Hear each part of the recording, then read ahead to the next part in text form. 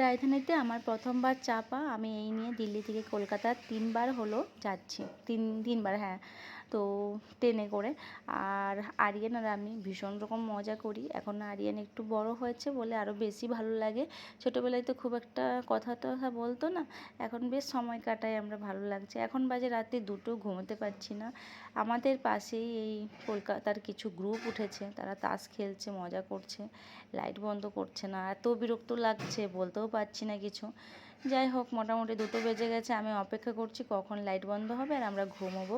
Train জার্নিটা আমার খুব ভালো লাগছে আর খুব শর্ট টাইম, কারণ আমরা কাল 10টার সময় নেমে যাব, মোটামুটি 7টার সময় আসানসোল পেরিয়ে যাবে।